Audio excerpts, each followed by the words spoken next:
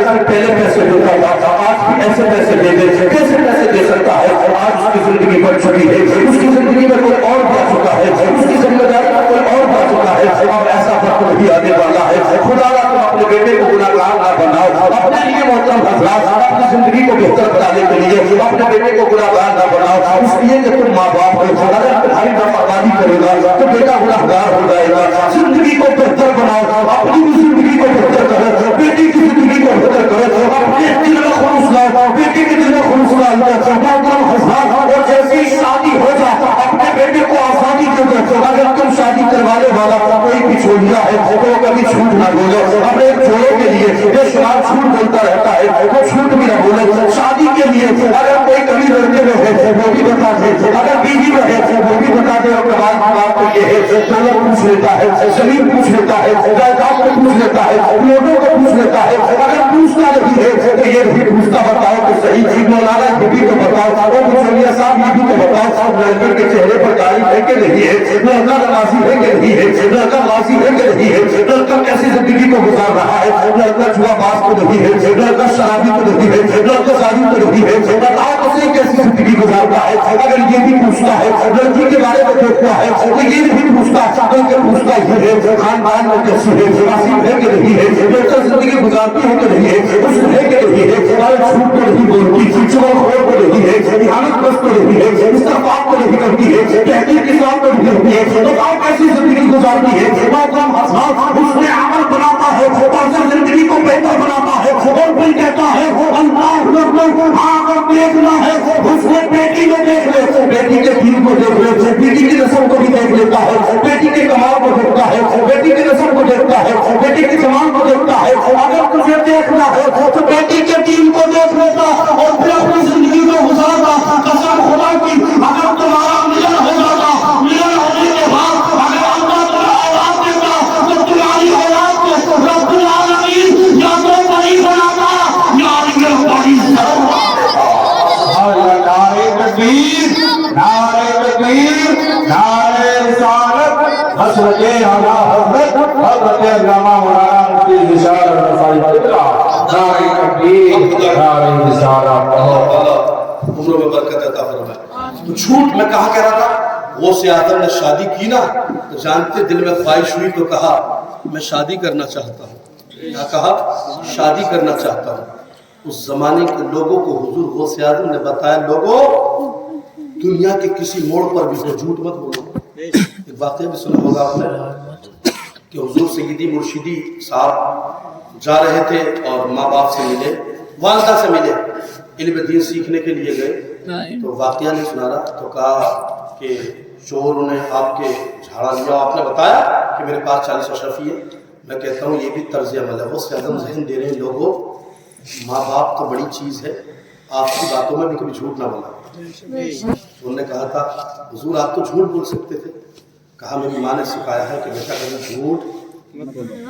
اور بھائی کیا کہا حضور غوث اعظم نے کہ یہ تو 40 کی بات ہے, اگر ہوتی 40,000 اشرفیہ بھی غوث اعظم ماں کی بات کو جھوٹا قسم خدا کی. تبھی تو حسن آیا, تبھی تو وہ قدموں پر گرا, تبھی تو کہنے لگا غوث اعظم تمہیں ماں کا وعدہ یاد ہے, ہم نے خدا کے وعدوں کو بھلا دیا. وَإِذْ أَخَذَ اللَّهُ مِيثَاقَ النَّبِيِّينَ لَمَّا آتَيْتُكُم مِّن كِتَابٍ وَحِكْمَةٍ ثُمَّ جَاءَكُمْ رَسُولٌ مُصَدِّقٌ لِّمَا مَعَكُمْ لَتُؤْمِنُنَّ بِهِ وَلَتَنصُرُنَّهُ. ہم نے تو اللہ کے وعدوں کو بھلا دیا ہے, تمہیں اپنی ماں کا وعدہ یاد ہے.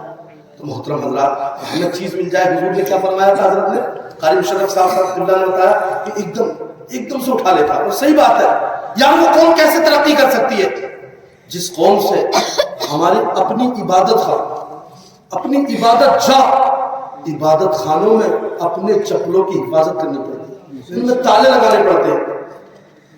جہاں لوٹے محفوظ نہ ہو, جس قوم کی مسجدوں کے لوٹے محفوظ نہ ہو, وہ قوم کیا ترقی کرے گی؟ حکم جب کہ یہ ہے کہ 10 درہم ہے اور 10 درہم سے کم کسی کی چیز ملی تو 6 مہینے تلاش کرو اسے. کتنا تلاش کرو؟ اور اگر 10 درہم سے زیادہ ہے تو 1 سال تک, پھر جا کر تمہیں کچھ فیصلہ کرنا. اٹھا لے گا کوئی؟ شریعت پہ چل تو صحیح. کہتا ہے مشکل ہے شریعت. مشکل نہیں ہے, مشکل ہم نے بنائی ہے. شادیوں میں الٹی پلٹی رسموں کو ہم نے تو پیدا کیا. شادی تو سیدھی شادی ہے, 2 گواہ بناؤ, امام صاحب نہیں بھی ہیں تو اجابت قبول کرو, نکاح ہو گیا. کتنا آسان تھا. یہ یہ ہونا وہ ہونا وہ بھی ہونا یہ بھی ہونا، یہ کس نے بنایا؟ ہم نے بنایا. تو مشکل کس نے کی؟ ہم نے کی. اصالِ ثواب کتنا اچھا پانی رکھ لو، اصالِ ثواب کر لو. پیسہ ہی ہونا، چنے ہی ہونا، قرضہ لے کے کرنا پڑا، یہ مشکل کون کر رہا ہے؟ ہم کر رہے ہیں. قسم خدا کی شریعت بڑی آسان ہے. اگر کوئی مشکل کہتا ہے نا تو انڈائریکٹ وہ قرآن کی مخالفت کرتا ہے. یرید اللہ بکم اليسر ولا یرید بکم العسر. یاد رکھیں. تو محترم حضرات جھوٹ سے گریز رکھیں. ہر گناہ کی اگر گمراہ بھی ہوگا نا آدمی تو ابتدا اس کی جھوٹ سے ہوگا. حضور غوث اعظم رضی اللہ تعالیٰ عنہ کی بارگاہ میں شادی کے بعد ایک شخص آیا، کہنے لگا حضور میں بڑا پریشان ہوں، مرید کر لوں. کہا بے نمازی تو نہیں ہے؟ کہا حضور بے نمازی تو ہوں. کہا نماز نہیں پڑھوں گا. نماز تو پڑھنا نہیں، نماز نہیں پڑھوں. اور کیا کرتا؟ حضور میں چوری کرتا ہوں، یہ میرا کاروبار ہے، یہ میری کلا ہے، میں راتوں میں چوری کرتا ہوں. حضور میں چوری کر لیتا ہے. کہا چھوڑنا ہوگا. کہا حضور یہ بھی نہیں چھوڑنا. کہا تو مرید نہیں بنوں گا. کہا حضور مرید بھی بننا. تو حضور غوث اعظم بیٹھے ہوئے کہتا ہے حضور میری شرطوں کو مان. آج ہم شرط لگاتے ہیں میچ میں، ٹی ویوں میں، بول بازی پہ، کسی اور چیز پہ. اللہ والے شرطیں بھی لگاتے تھے تو دیندار بنانے کے لیے. سبحان اللہ. کیا کہا حضور آپ نے چھوڑ دیا میرا؟ حضور آپ سہارا نہیں دیں گے تو کون دے گا؟ واہ کیا مرتبہ ہے غوث والا تیرا، اونچی اونچوں کے سروں سے ہے قدم آلا تیرا.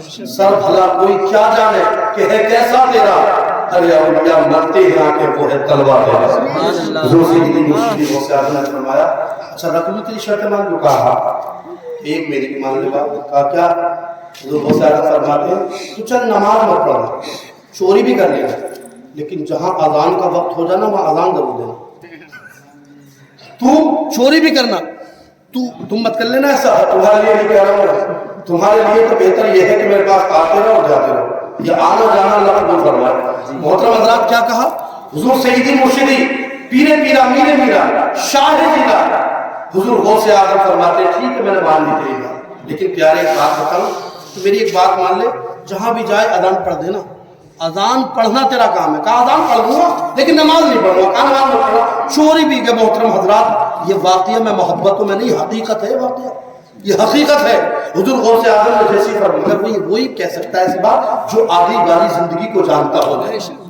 حضور غوث اعظم رضی اللہ تعالیٰ فرماتے ٹھیک ہے بات رکھ لی گئی. گھر چلا گیا. اب نماز فجر کی اذان دینے کے بعد کہتا ہے یار یہ دن کا اجالا ہے کیسے چوری کروں. ظہر کی اذان پڑھنے لگے، عصر کی پڑھنی ہوئی، مغرب کی پڑھی نا تو کہتے ہیں یار یہ اذانیں بڑی جلدی ہوتی ہیں چوری نہیں کرنے دے رہی اللہ. تو اس صورت حال میں شاہد تو بیوی نے بتایا تم اب چوری کرو. خدا را عورتیں اپنے شوہروں سے وہ مانگے جو وہ دلا سکے. 5,000 اگر شوہر کماتا ہے اسی حیثیت سے مانگے. ایک عورت ہی ہوتی ہے جو محترم حضرات اکسا دیتی ہے مرد کو، جس کی وجہ سے وہ 10 کی ہو یا 20 کی چیز لانے پر مجبور ہو جاتا ہے. پھر یہ نہیں دیکھتا حرام ہے کہ حلال ہے. تبھی حکم ہے جب تمہارے گھر میں عورت آئے تو اس سے کہہ دو کہ تو جنت چاہتی ہے کہ جہنم. جس رات آئی اس رات پوچھ لو، اگر وہ کہے کہ میں جنت چاہتی ہوں یا جہنم تو کہہ دو یقین جان اگر تو واقعی جہنم چاہتی ہے تو دنیا کی دولت لا کر تیرے قدموں پہ ڈال دوں گا، لیکن اس کا بدلہ جہنم ہوگا.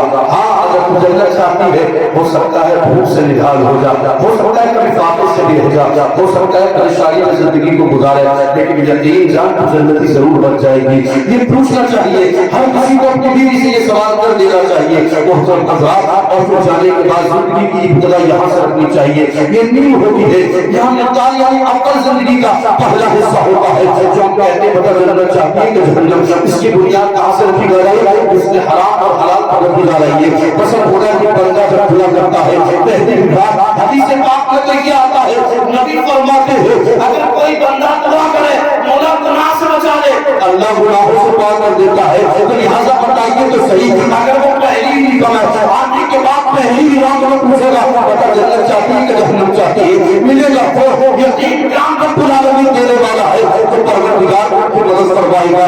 لہٰذا حدیث سے پاک میں آتا ہے جب تم اپنی زندگی کو گزارو آس زندگی کو بہتر بناؤ تو نماز پڑھنے کے لیے آپ کو اٹھا دیا کرو، واپس میں حسن کی زندگی گزارا کرو. میرے نبی فرماتے ہیں جب ایسا عالم آتا ہے زندگی چلتی رہتی ہے نماز فجر کے لیے یا بیوی آتی ہے یا شوہر آتا ہے تو یہ سمجھ لے ایسے بندوں کو اللہ تنہا نہیں چھوڑتا ہے. मोहतरम हजरात, परेशानी में नहीं छोड़ता, मजबूरी में नहीं छोड़ता है, किसी और जगह पर नहीं छोड़ता है, बच्चों के सामने तना नहीं छोड़ता है, दुश्मनों के सामने तना नहीं छोड़ता है, बल्कि मेरा रब फरमाता है, एक महबूब कह दे उन बंदों से जो बंदे हुए जमीन पर चक्कर लगाते हैं, वो जमीन पर कभी उल्टे घूमते हैं, कभी सीधे घूमते हैं, उन लोगों को बता दे कि वो क्या चाहते हैं, क्या वो ये चाहते हैं कि हम दुनिया पर उभर जाए, अगर चाहते हैं तो उन्हें बता दे नमाज फजर के उन्हें उठा लिया करे, आपस में एक दूसरे को उठा लिया करे, फिर हर मकाम पर जब तक वो तनाव होंगे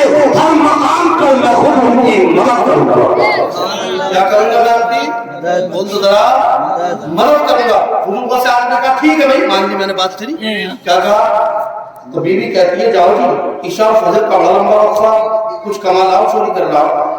कहते मैं चला तो गया, सब मैं घूमा, घूमते घूमते यार घर तलाश करते करते टाइम हो गया, फजर का वक्त करीब हो गया, चोरी तो कर ली उन्होंने, सामान भी बांध लिया।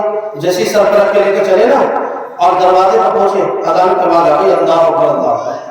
अब सोचने लगे यार अगर अजान में पढ़ता हूँ तो गौसे आजम तो जानते, गौसे आजम तो पहचानते हैं, हुजूर गौसे आजम तो मेरे हालात जानते हैं मोहतरम हजरात, और मुरीदों में मुझे रुसवा कर देंगे। अब क्या करते हो? सोचते हैं सामान को बांध कर दीवार पर रख दिया दरवाजे के करीब और कहने